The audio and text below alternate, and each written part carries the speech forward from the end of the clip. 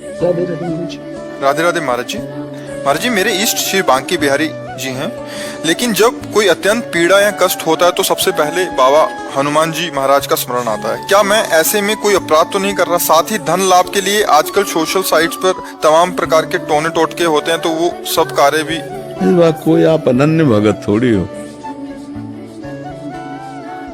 आपके ही शब्द से अगर आप अनन्य भगत हो तो प्राण चाहे निकल जाए, किसी और का शब्द कैसे याद आ सकता है? एक भरोसो, एक बल, एक आस विश्वास, टोने टुटके की बात जान, प्रेम जानते हो किसी के? बने तो रघुबर ते बने, बिगड़े तो भरपूर, तुलसी और ते बने ता बनबे पे दूर। साधारण भक्ति की साधारण भावनाएं ये तो चलेगा, लेकिन आप अनन्य शब्द बोलते कि बांके बिहारी के अनन्य, तो फिर कड़ुआ फिर हम बोल देंगे कि पातिव्रत धर्म व्यभिचारिणी में बहुत अंतर होता है। नहीं समझ आता? पातिव्रत धर्म और व्यभिचारिणी में बहुत अंतर होता है। तो अव्यभिचारिणी भक्ति और व्यभिचारिणी भक्ति में बड़ा अंतर होता है। जहां जैसा दांव लगा वहां वैसा खेल गए तो भक्त थोड़ी है।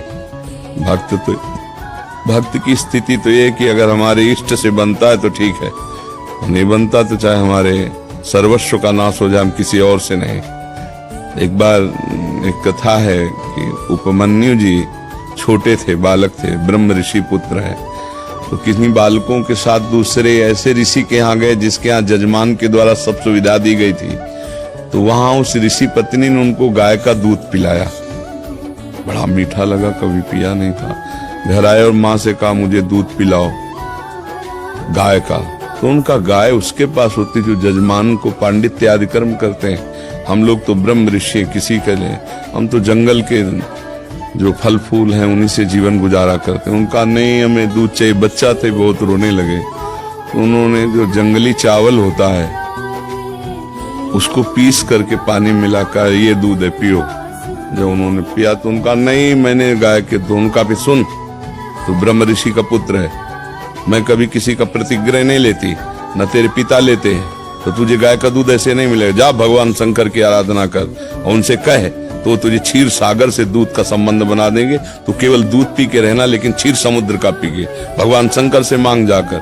और मंत्र दिया, ये महाभारत की कथा है। मंत्र दिया, उपदेश दिया।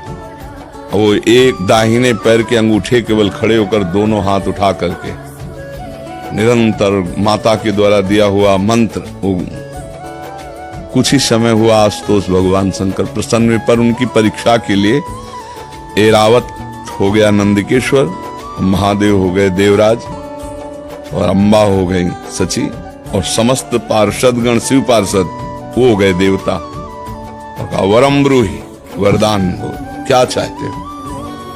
तो आंख खोला, बालक ही थे।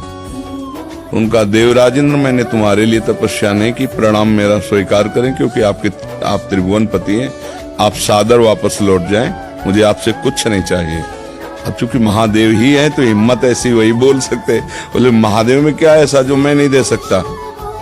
आप उनके पीछे क्यों पड़े? आपको जो चाहिए मैं आपको देता हूं। तो उनका सावधान, पहली बार मैंने प्रणाम किया था, आप अतिथि की तरह सामने थे। दोबारा आप हमारे इष्ट के प्रति लघु शब्द बोले तो आप हमें ऐसा मत समझना, मैं ब्रह्म ऋषि बालक हूं, मैं तुमको भी भस्म कर सकता हूं अभी।